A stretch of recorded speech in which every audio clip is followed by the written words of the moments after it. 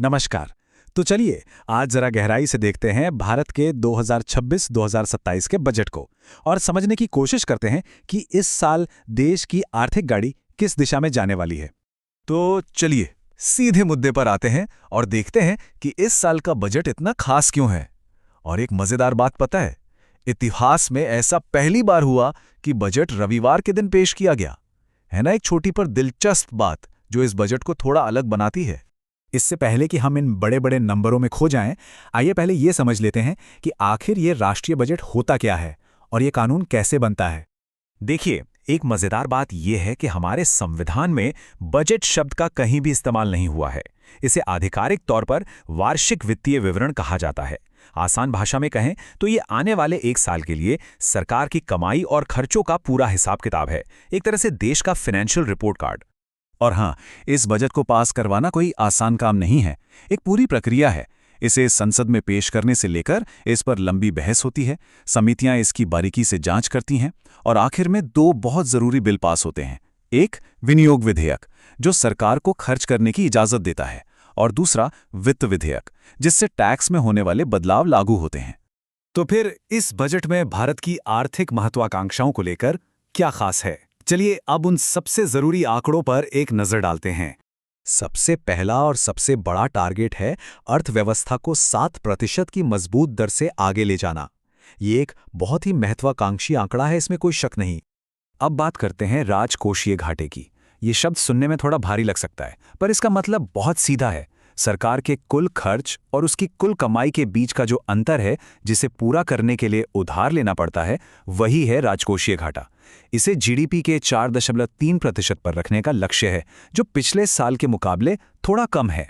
और ये सिर्फ एक साल की कहानी नहीं है। सरकार असल में 2030 तक राष्ट्रीय कर्ज को कम करने की एक लंबी योजना पर काम कर रही है। टारगेट ये है कि कर्ज को देश की कुल जीडीपी के 50% तक लाया जाए, मतलब धीरे धीरे उधार पर निर्भरता कम की जाए। इन आंकड़ों से हटकर बजट का सबसे दिलचस्प हिस्सा वो है जहां सरकार भविष्य के लिए बड़े दांव लगा रही है। आइए देखते हैं कि ये कौन से क्षेत्र हैं। सरकार दो बहुत बड़े दांव खेल रही है। पहला, देश के अंदर ही जरूरी और हाईटेक हार्डवेयर बनाना, और दूसरा, दुनिया की जो नई क्रिएटिव इकोनॉमी है उस पर अपनी छाप छोड़ना। पहले दांव के तहत सेमीकंडक्टर से लेकर रेयर अर्थ मिनरल्स तक हाईटेक मैन्युफैक्चरिंग में बड़ा निवेश हो रहा है। मकसद बिल्कुल साफ है, चीन जैसे देशों पर हमारी निर्भरता को कम करना और अपनी सप्लाई चेन को मजबूत और सुरक्षित बनाना। और जो दूसरा बड़ा दाव है वो है ऑरेंज इकोनॉमी पर। अब ये क्या है? दरअसल ये एनिमेशन, गेमिंग, वीएफएक्स जैसे क्रिएटिव उद्योगों के लिए एक नया नाम है। ये भारत के लिए मनोरंजन और रचनात्मकता की दुनिया में एक बहुत बड़ी छलांग हो सकती है। यहाँ प्लान ये है कि 20 लाख लोगों को ट्रेनिंग दी जाए। भारत की युवा आबादी जो पहले से ही डिजिटल दुनिया में माहिर है, उसे एक बहुत बड़ी रचनात्मक ताकत बनाया जाए ताकि भारत दुनिया का कंटेंट हब बन सके। लेकिन अब सबसे बड़ा सवाल, इन सब योजनाओं के लिए पैसा आएगा कहाँ से और आखिर ये पैसा खर्च कहाँ होता है?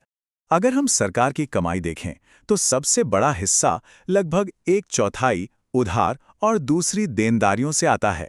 उसके ठीक बाद इनकम टैक्स और कंपनियों से मिलने वाले कॉर्पोरेट टैक्स का नंबर है। और जब बात खर्च की आती है तो यहाँ भी तस्वीर काफ़ी दिलचस्प है।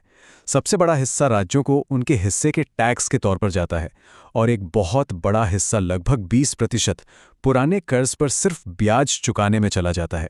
इसके बाद केंद्र सरकार की योजनाएं और रक्षा पर होने वाला खर्च आता है। तो जब हम इन सब टुकड़ों को एक साथ जोड़ते हैं तो इस बजट की बड़ी तस्वीर क्या बनती है? इसकी असल कहानी क्या है? तो कुल मिलाकर कहानी ये है कि ये बजट एक दोहरी रणनीति पर चल रहा है। एक तरफ टेक्नोलॉजी और क्रिएटिविटी जैसे भविष्य के क्षेत्रों में निवेश करके भारत को आत्मनिर्भर बनाना है और दूसरी तरफ देश के बढ़ते कर्ज को भी काबू में रखना है।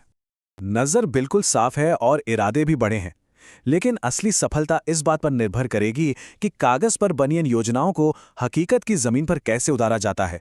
और यही आने वाले समय का सबसे बड़ा सवाल है।